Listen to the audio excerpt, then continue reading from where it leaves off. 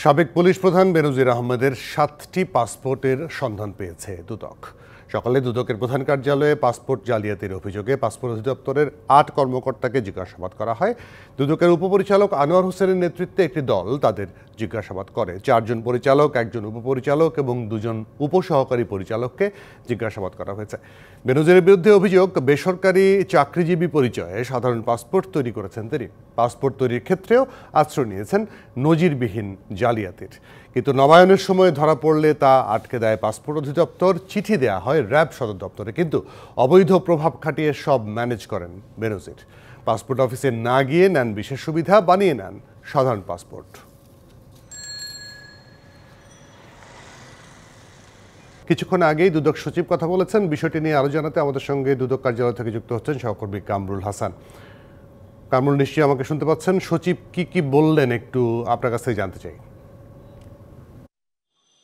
জুয়েল, আপনাকে ধন্যবাদ। আপনি নিশ্চয়ই অবগত আছেন যে পুলিশের সাবেক আইজিপি বেনজির আহমেদের যে পাসপোর্ট জালিয়াতি, সেই পাসপোর্ট জালিয়াতির খবর পেয়ে দুদক এখানে পাসপোর্ট অধিদপ্তরের 8 জন কর্মকর্তাকে জিজ্ঞাসাবাদ করেছে। যদিও বা জিজ্ঞাসাবাদ শেষে আনুষ্ঠানিকভাবে কি জানা গেছে, দুদকের পক্ষ থেকেই কিন্তু আমাদেরকে কিছু জানানো হয়নি এবং দুদকের কেউ আসলে এই বিষয়ে ক্যামেরায় কথা বলেননি। এই পর্যায়ে আপনাকে একটু জানাতে চাই যে পাসপোর্ট অধিদপ্তরের 4 জন কর্মকর্তাকেই দুদক জিজ্ঞাসাবাদ করেছেন। পাসপোর্ট অফিসের 4 জন কর্মকর্তাকেই দুঃখিত 8 জন কর্মকর্তাকে তারা জিজ্ঞাসাবাদ করেছে। এর মধ্যে হচ্ছে যে 4 জন হচ্ছে আপনার পরিচালক পদমর্যাদার, 2 জন উপপরিচালক পদমর্যাদার এবং 1 জন সহকারী পরিচালক পদমর্যাদার কর্মকর্তা বলে আমরা জানতে পেরেছি ইতিমধ্যে। তো এখানে একটি বিষয় আপনাকে জানিয়ে রাখি যে বেনজির আহমেদ যখন পুলিশের আইজিবি ছিলেন, এর আগে তিনি র্যাবে ছিলেন। তো র্যাবে থাকাকালীন আসলে র্যাবের মহাপরিচালক যখন তিনি ছিলেন, তখনই মূলত এই পাসপোর্টের যে জালিয়াতির যে বিষয়টি, তিনি তখনই জালিয়াতির আশ্রয় নিয়েছেন বলে আমরা আসলে এখানে বিভিন্ন সূত্রে জানতে পেরেছি। তিনি এখন পর্যন্ত 7টি পাসপোর্ট নিয়েছেন এবং এই 7টি পাসপোর্টে কিন্তু তিনি কোনোটিতেই যে তিনি যে সরকারি কর্মকর্তা ছিলেন বা পুলিশের আইজিবি ছিলেন এইসব তথ্য কিন্তু তিনি দেননি। সব পাসপোর্টেই কিন্তু তিনি তথ্য গোপন করেছেন এবং গোপন করে জালিয়াতির মাধ্যমে তিনি পাসপোর্টগুলো নিয়েছেন বলে আমরা এখানে এসে জানতে পেরেছি। আর এই পর্যায়ে আপনাকে একটা বিষয় একটু জানিয়ে রাখি যে সরকারি কর্মকর্তারা কিন্তু নীল পাসপোর্ট নিতে পারে।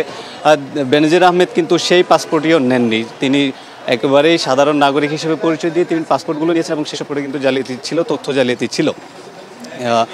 তো আরেকটা বিষয় জানাই আপনাকে যে পাসপোর্টগুলো বিষয়ে তারা এখন পর্যন্ত নিশ্চিতভাবে জানতে পারেনি। তো এখন মনে হয় কথা বলবে একজন দুদকের কেউ, সম্ভবত আমরা যদি একটু যাব। সচিব মহোদয় আসছে এই মুহূর্তে, আমরা যদি একটু কথা বলার চেষ্টা করি। পাচ্ছেন দুদকের সচিব মহোদয় উঠে যাচ্ছেন, বাট এই বিষয়ে আসলে কোনো কথা বলছেন না। আপনি নিশ্চয়ই ক্যামেরায় দেখতে পাচ্ছেন। দেখেছি কামরুল, অনেক ধন্যবাদ। আমি যদি বলেছিলাম যে সচিব কথা বলেছেন, তিনি কথা বলেননি, আপনি চেষ্টাও করলেন, আমরা দেখলাম সরাসরি। কামরুল হাসান, ধন্যবাদ আপনাকে। নগদের কাছে সব গ্রাহকই প্রিয়, তাই তো সারা দেশে ক্যাশ আউট চার্জ সবচেয়ে কম।